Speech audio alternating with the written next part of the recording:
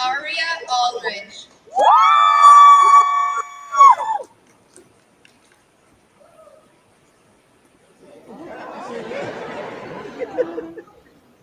I want to be pregnant. Aria Aldridge.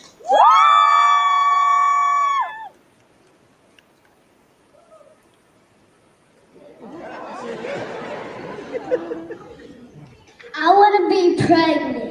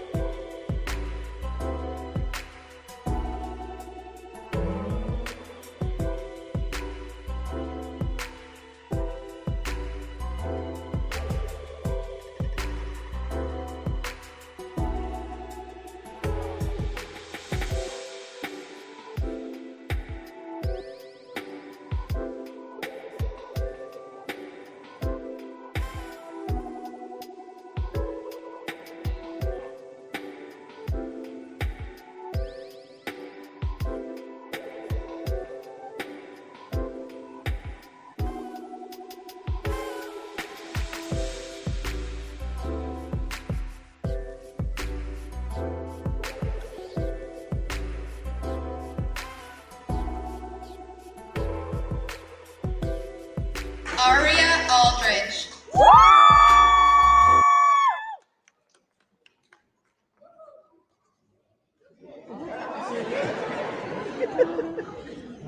I want to be pregnant. Aria.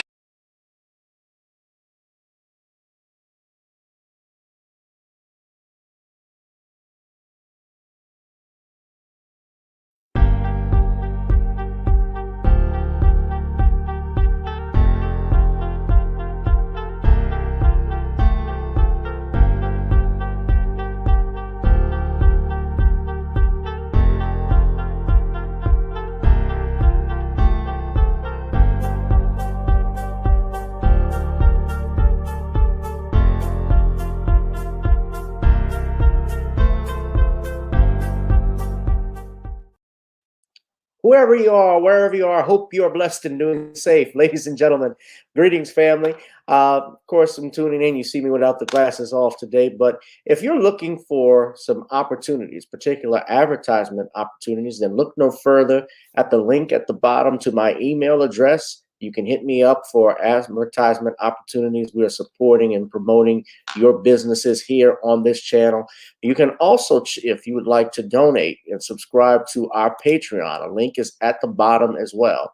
So you have multiple ways in which you can advertise with the platform, by emailing me when we go on through our live stream. You also have access to premium content. Those that want to see premium content that you will not find here on YouTube or Facebook or Twitter, as I am suspended probably by now. You guys can check out the Patreon at link at the bottom. But advertisement opportunities, definitely email me, gavin.grich1@gmail.com for rates. And for the Patreon, it is the same as the YouTube channel. It is channel gboot2786. All right? I'll holla. Peace.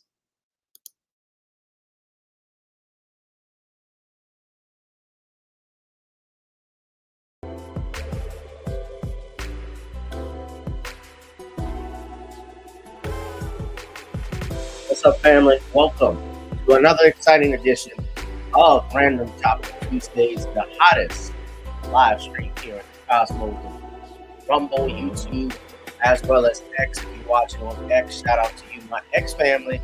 They've been showing up for me. I mean, when I go live, They know about it, and I got a bunch of people that'll come on in. So we're just trying to get some more people to come on in, ladies and gentlemen. A lot going on in the world today. A couple of things. It's not going to be a long show, but I wanted to focus on one particular topic. Of course, the main topic, of course, everybody knows Donald Trump is closing arguments in the fraud trial up in New York. And what's going on tonight, especially, they had the closing arguments. So I'm going to play some video from that in a minute. But for those tuning in, I just played a little video so that y'all just saw of this kindergartner. This little girl actually got up and said she wants to be pregnant when she grows up. So, and you got people, I think a lot of single mothers that are defending her and what she said. Bedwinders, not coming out against all single women or anything like that, but just the tone of it, I could tell it's let's just say it's those that got they booty hole pink and round and all this stuff, that type of crowd, the sexy reds. So y'all heard that. Let me just play this right quick. I'm gonna play it one last time for those that are just jumping in. So I'm not trying to go hard against the little girl because she's obviously a baby and doesn't know. Aria Aldridge.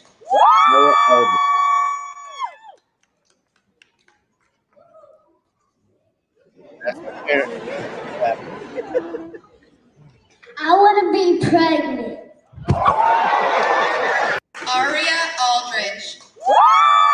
So this little girl says that she wants to be pregnant when she grows up. Y'all know, we adults here, everybody knows that the pains and stakes that I am on screen right now, pains and stakes it is to be a parent. She obviously doesn't know any better. But where is she learning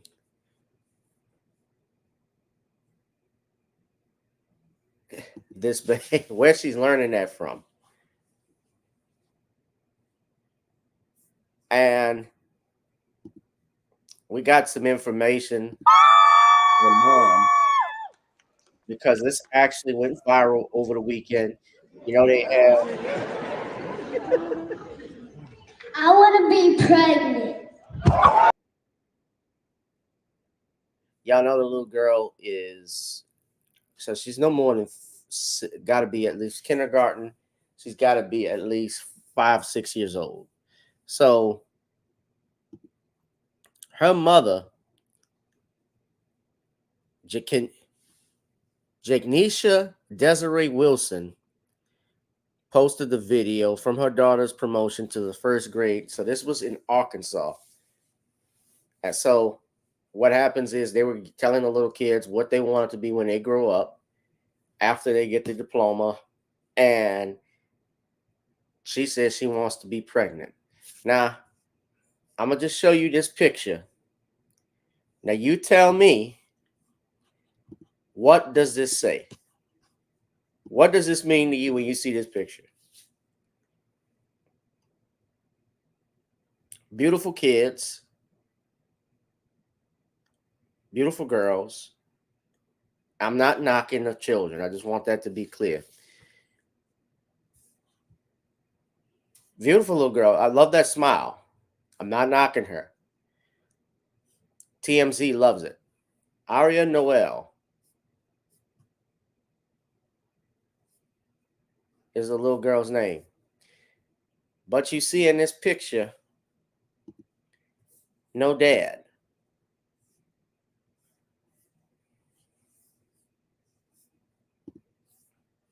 Some say he might be taking the picture, but still, I don't hear from the father.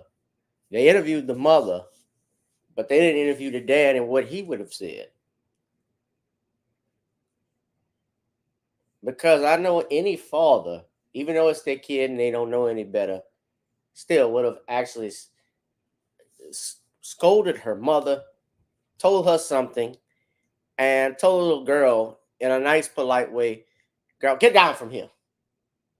Or something like that. That would have happened. Now, some people are praising it and, woo, you hear me now? And they were happy about it. The mom seemed like she enjoyed it. But it's a sad statement on where we are as a society today when a child can get up on the stand and say, instead of saying she wants to be a doctor, a lawyer, or an astronaut, she says she want to have a baby. Now, there's nothing people have tried to flip it around. Oh, well, she said she wants to be a mom one day. She wants to do this. They don't know the first thing about being mothers and how you get babies. But our kids are growing up so fast. They're being pushed that way. They're being pushed into stuff like this. It's like the video we saw of the little babies at the nursery, and the little girl is on the mic and she's singing Sexy Red lyrics, telling them ski and all of this stuff. And I'm looking at this and I'm wondering who's recording this shit. Who's recording the video? Because as they're recording it, there's got to be an adult in there. What is the adult doing? Now, I thought, yeah, it's funny for a little bit, but it's also flip side of it is sad because I look at it and I'm looking at the world and what's happening now. So my third eye is open.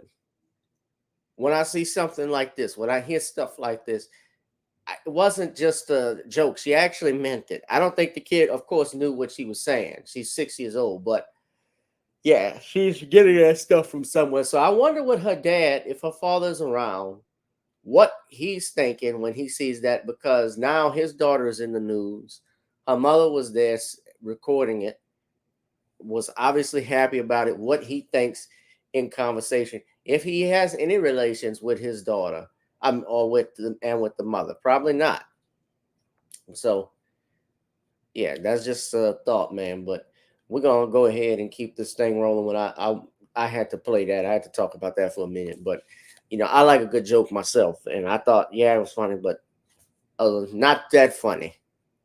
That shit say that stuff sad when you think about it. Lamiko says the agendas as always. Yeah. So they got the NBA finals going on. I'm actually, as I'm talking with y'all, just actually watching that a little bit. No, not real. You don't see that. Remember that Army colonel or sergeant? They had this white girl who started twerking, and he actually moved her. He got her out of the way, told her to go back and sit down. The I think that had to be her father. Told you, no, you ain't doing that here. No, they ain't gonna do that.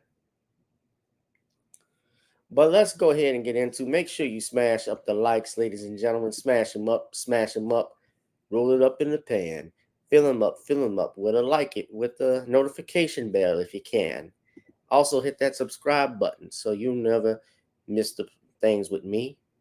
And make sure you share alike for all the world to see. Now, Make sure also, ladies and gentlemen, if you can, you would donate a little something to the Cash App, Zelle, or PayPal. We also can use a little money to keep me going, keep this show going. We're trying our best to move this forward. As you know, we are in a bit of a what we have going on today, is that we have obviously a shadow ban on our channel, which is why we're not getting a lot of the views that we want, but we keep going. And I've also moved the content to Rumble. And it's better to be on Rumble now because Rumble doesn't limit necessarily everything we say. So let's talk about the main thing. Obviously, the big thing in the news today. Let me go ahead and play the music. Is what's going on in the world of politics with yours truly, Donald J. Trump, who is on trial right now. Yeah, I'm looking at that. I saw the game Indiana versus Boston last night. Indiana didn't have a chance, Lamiko. Indiana's always been that way. They always fold like in the end when you think they're going to do something. They got swept. So Trump is awaiting his fate because, as you may know, he's facing trial up in Manhattan for fraud. Basically, this was where he made allegedly fraudulent forged business documents, did things hush money to Stormy Daniels, which is another thing, in order to pay her while he was running for president or was president, to keep his affair confidential. So closing arguments began today, and CBS, of course, reported the news. I gotta put some music on. Hold on. Yeah. So CBS News and others are just number one thing going on around the country in the world of right now. War in Ukraine, not jobs, not the job prices in the country, not that gas is almost $10 in California, but we're talking about Donald Trump and the election cost. I want to tell them, listen, so take a look at the closing arguments for the prosecutor and jurors, I think, are going to be deliberating very soon. So we're going to go ahead and play this video right quick. Fair use, by the way, courtesy of CBS News. So I got to mute the music for now. So fair use, and I'm going to talk in between it just so I can avoid any copyright strikes, but fair use. So begin in Lower Manhattan, though, where closing arguments are underway in Donald Trump's so-called hush money trial. Allies and members of his family accompanied the former president into court today. Trump's sons, Don Jr. and Eric, and his daughter Tiffany, were among the largest family contingent yet to show support for Trump at his trial. I want to bring in CBS News national correspondent Era Barnett, who's following this for us from Manhattan. So, Era, what have you been seeing today, both outside the courtroom, and also what is the defense trying to do to discredit Cohen's testimony? Well, Lindsay, great to see you this afternoon. First, it's notable to see the largest contingency of Trump children showing up in the courtroom to support their father, along with some of their spouses as well. That's taking place inside as these closing arguments, the defense's first, continues. Meantime, outside, you have pro-Trump supporters with their flags. They're gathered by the dozens, as well as actor Robert De Niro, who's... Now, that's interesting. First, let me pause it right there. They say the defense is first, right? Very rarely, I've known it's always the state, because the state is the one that's made that case that goes first. The defense usually goes last. So they let the defense do the closing arguments first. So that's interesting. Spoke as part of a Biden-Harris campaign press event.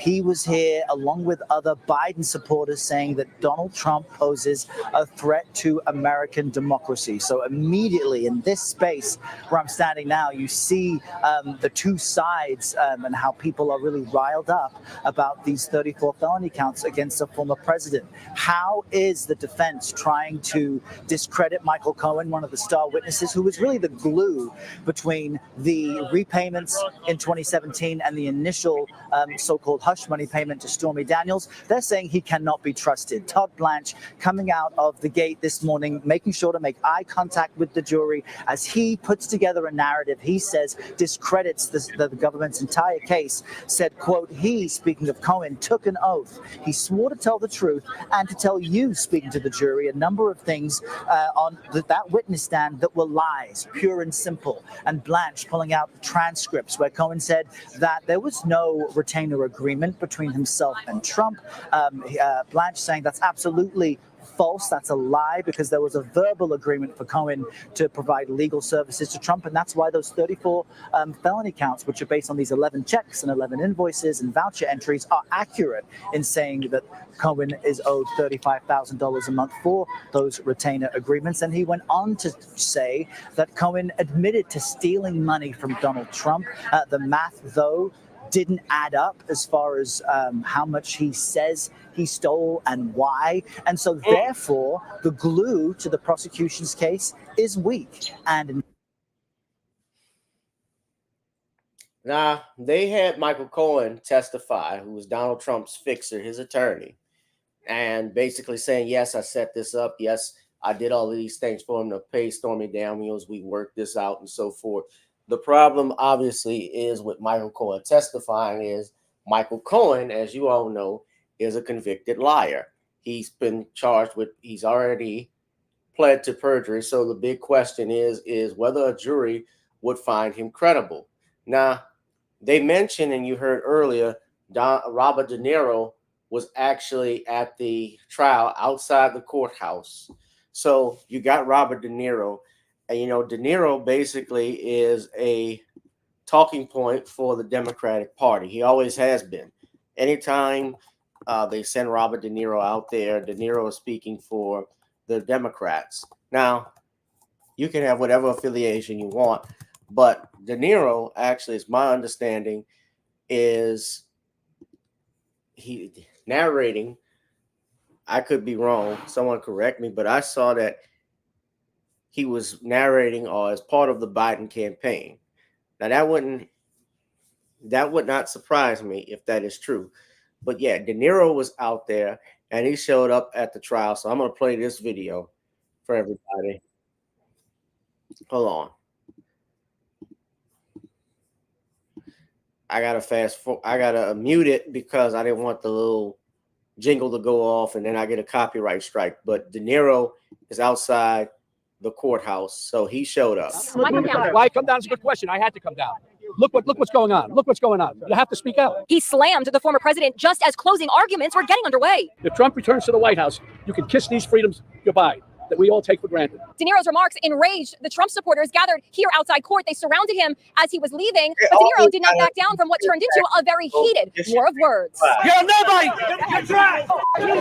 You think by yelling and intimidating, you're not going to intimidate. That's what Trump does. To try to intimidate, we are going to fight back. You're washed up. You're washed up. We're trying to be gentlemen in this world. The Democrats, you are gangsters. You are gangsters. Meanwhile, the Trump family showed up in force today with Tiffany Trump joining Don Jr., Eric, and Eric's wife, Laura. Tiffany flashed a smile at Dad as he led everyone into the courtroom, where they sat right behind him in the front row. The defense team's closing argument came first. What is up with his hair?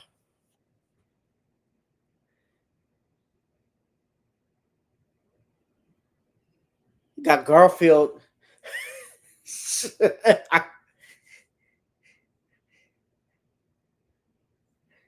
It looks like orange. It looks like a ball of orange yarn that's just halfway torn up. Look at that. He looked like them fuzz on that old. Looks like the fuzz on those old Christmas bulbs you used to hang on your tree. Oh my God. There's more, so let's finish. Hold up. First, with Trump's attorney blasting the prosecution's star witness, Michael Cohen. He's literally like the MVP of liars, Todd Blanche told the jury. Cohen lied to you. Michael Cohen is the GOAT, Blanche said, the greatest liar of all time. I think Todd Blanche did a better job today in the closing argument than he's done the entire time. He was very organized. Everything was sequential. His main theme was Michael Cohen is a liar. You cannot believe him. And I think the jury really was listening. After lunch, it was the prosecutor's turn. He reminded the jurors that the trial isn't about Michael Cohen. It's about Donald Trump. He said Trump chose Cohen to be his fixer because he was a good liar. He was willing to lie and cheat on Mr. Trump's behalf. Yep.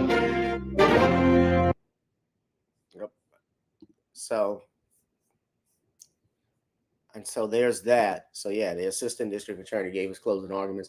I saw it was going on. The closing arguments were like 4 hours from the district attorney. Now remember, Trump has, I think, about how many counts does he have? It's more. It's got to be more than I know it's definitely more than 12. He's got a lot of charges on him. So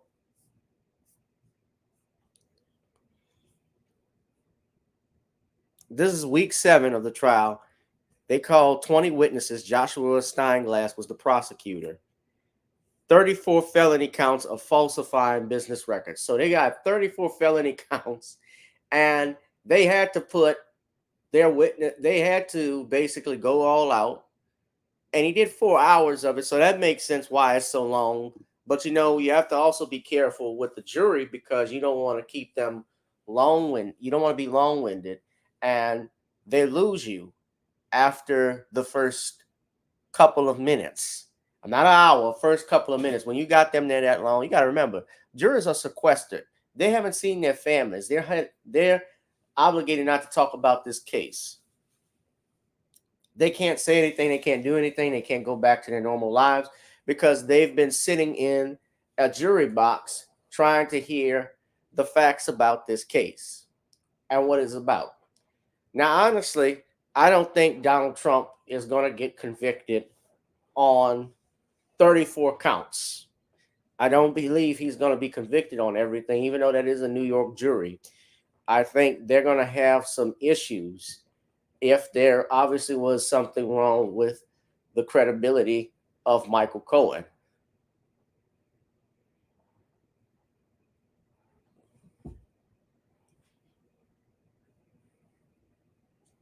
And so the prosecutor, remember, the burden of proof is not on the defense. The burden of proof is on the prosecutor. The prosecutor has to prove their case beyond a reasonable doubt. They have to show that there are elements of a battery. The elements of the falsifying of business records, each element. It's like a paragraph, basically, and it's broken down in 5 little pieces. I don't know what the law is, but think of it. Each element has to be met of that crime. So very much like we know water is basically H2O, 2 hydrogen atoms and oxygen. So, and an oxygen atom, that makes water. Well, those are elements.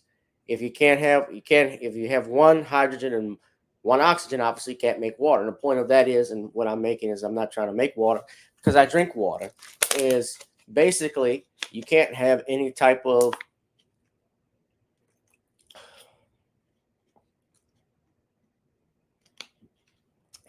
is that if they can't prove any element of the crime, then more than likely he would have to be found not guilty.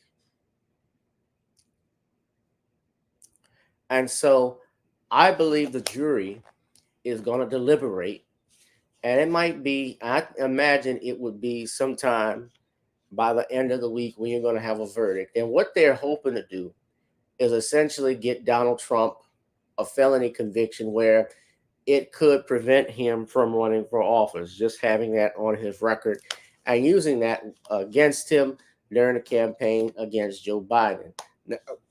Now, when we have Joe Biden as president and you have Donald Trump running for re-election, although it's not a re-election per se, but you have 2 elderly statesmen,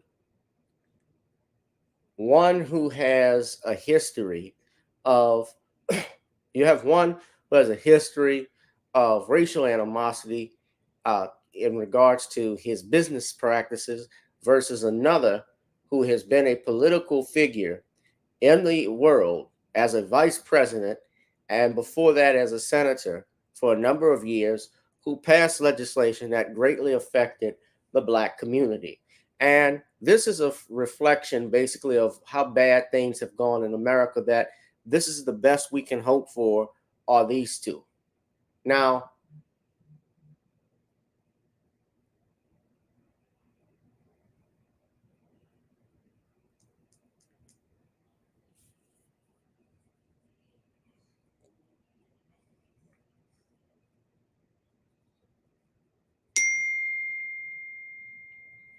sorry, I got a text message. Now, I don't know where this country is headed and how we're going, but how we're going to go or where we're going to land, because we're free falling right now. We just haven't hit rock bottom yet. We're there, almost there. But if this is the best that America can come up with, that the Democratic and Republican parties can come up with, and they can't get new blood, new ideas flowing to get this country back to where it used to be, then we're all screwed.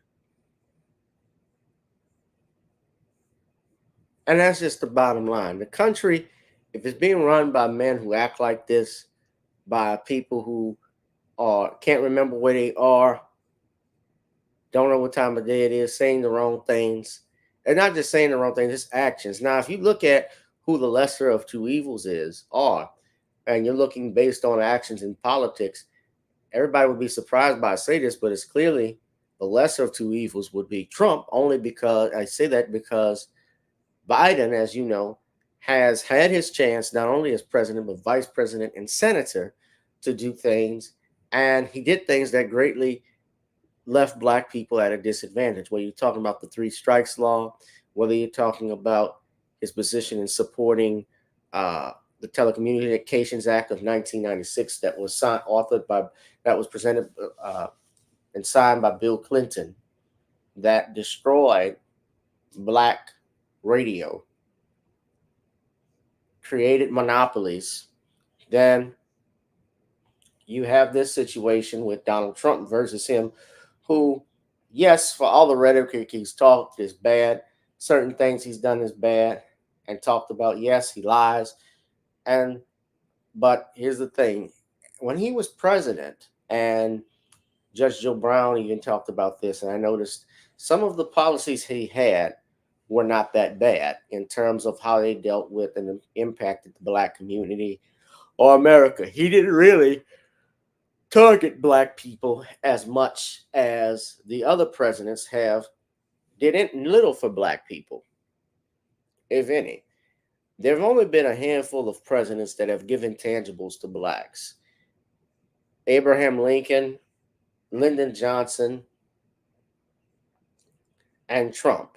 Ulysses Grant, I guess you could say to a certain extent, he gave some tangibles. He created Reconstruction and had agents put in these places, federal agents throughout the South, to maintain the order of the United States in these areas, southern states that were still angry that the South lost.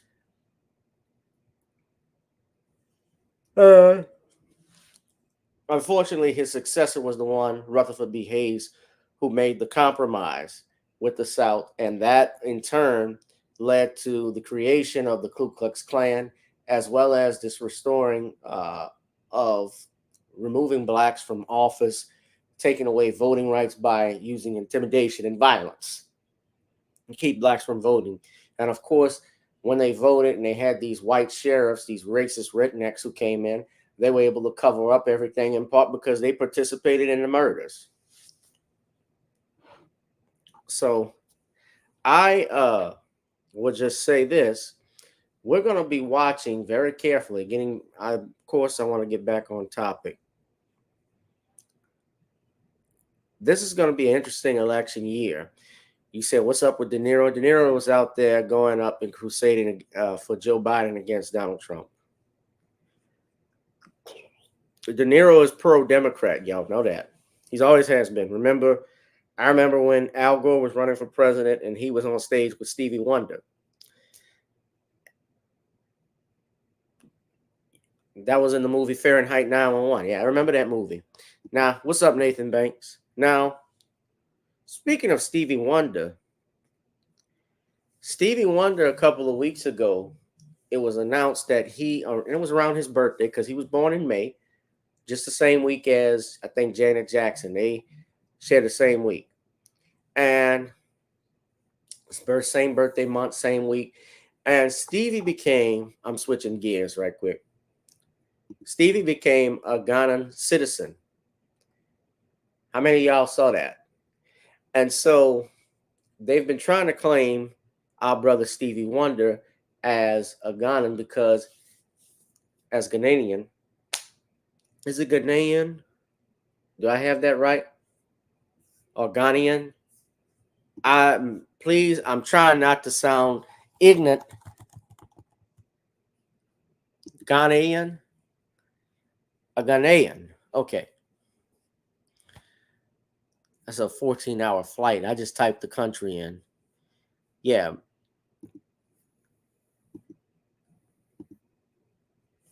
The second most populous country in West Africa.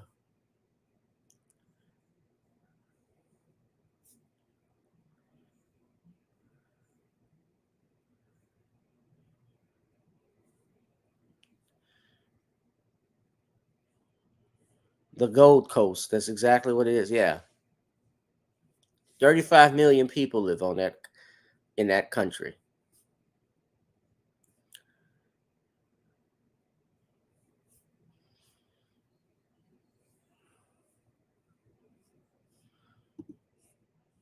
And well, main reason I'm getting to this point, I just was pulling this up, is that Stevie Wonder, our brother, has moved to Ghana. And, Stevie is 70, I think Stevie is 74 years old. And they've been trying to claim him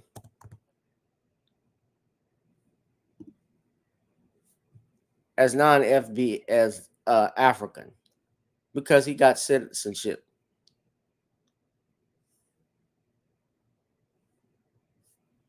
And they said this: Stevie Wonder, now an artist from Ghana. Now, yes, he is a citizen of Ghana, but really, you could say that Stevie is an immigrant, a legal immigrant, and a Ghanan by choice. But Stevie Wonder is a Black American through and through, born in Michigan, born in Detroit. He got a new passport. And not that Stevie hasn't done anything for Africa. Stevie has been all about Africa in his music. He's done great things on that continent, fighting apartheid, standing up with Mandela. But let's not forget the great stuff. That's the caricature they did of Stevie becoming Ghanaian. And they call it the Ghana's Year of Return. So this is in the Africa, Ghana's Year of Return. This is from the Africa Report. And they say Ghana has been cultivating and spreading this transatlantic dream since 2019, a period that it decreed the year of return, and meaning Black Americans African Americans can come back to the home. They've offered a program to help them settle in the country.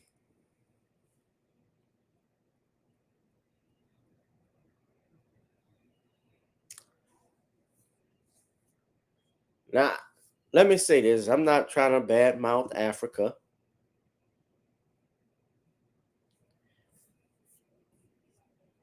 I think I've never been, so I don't like to speak on stuff I don't know. But we were born here in America. We helped build this country, and I'm not ashamed that we should have of calling myself an American, a Black American. And I'm also not ashamed with doing business or having some type of relationship with the continent of Africa and the different countries. However, I also know respect goes both, as the saying is, goes both ways, in that a lot of the Africans who come over to this country have very little respect for Black Americans. Not all of them, but there are some who are taught that, for instance, Black people are lazy. You don't know how to cook. You don't know how to clean. You don't work hard. You don't work more than one job. Yet these are people that are escaping their countries because they can't get the same resources we have.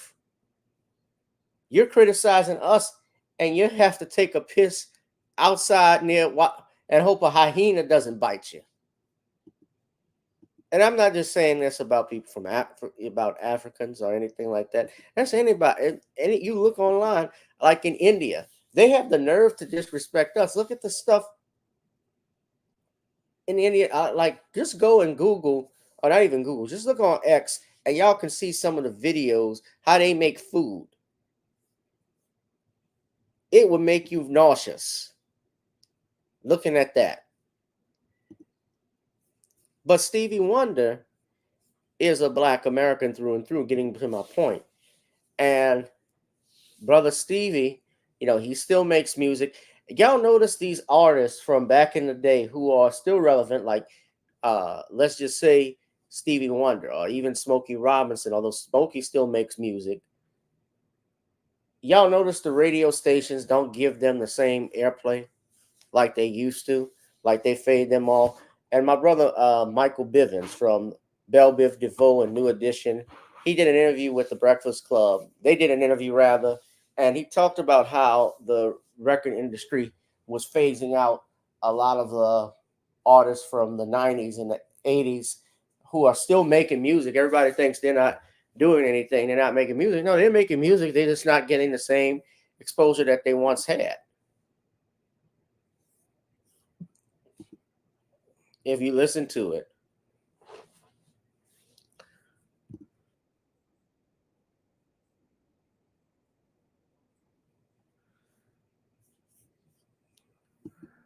So I wasn't going to be on here too long, y'all. We've been on here for 40 minutes. I just saw Danielle.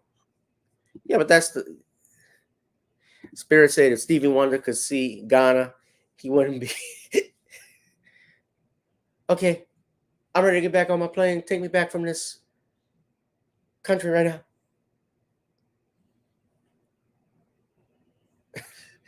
I never understood why Stevie did the snake head like that. He's just feeling the air. Y'all remember when Eddie Murphy used to roast him all the time on SNL? I am black and you are white. You are blind as a bat. I have sight. Yeah, him and the actor Joe Piscopo used to play Frank Sinatra on SNL back in the 80s. And so they used to do characters or movies. They would play, Eddie Murphy would play Stevie Wonder, Piscopo would play Frank Sinatra, and they did something. They did a sketch where they were doing Ebony and Ivory, which was Paul McCartney's song that he did with Stevie Wonder. I remember that. Yeah. Well, I wasn't there alive when it was originally made, but I used to see the reruns of that all the time. Let me clarify. Thank you, Danielle. Yeah, I'm wrong. Right now, by the way, Lamico, the score is 49-all in the Western Conference Finals. So, shout out to Danielle. I'm supposed to be doing a show Friday. I was supposed to do it actually last week, which would have been better, but they got me doing this on a Friday. No,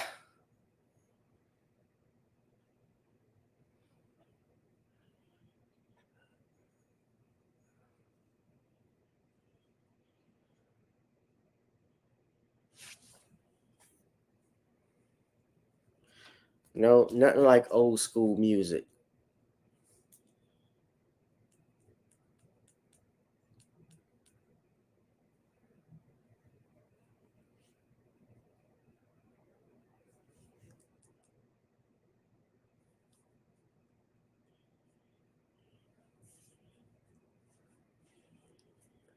Absolutely nothing like old school music.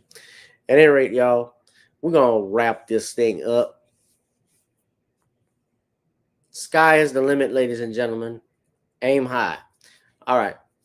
Thank you, Danielle. Thank you, Spirit of Justice, Nathan Banks.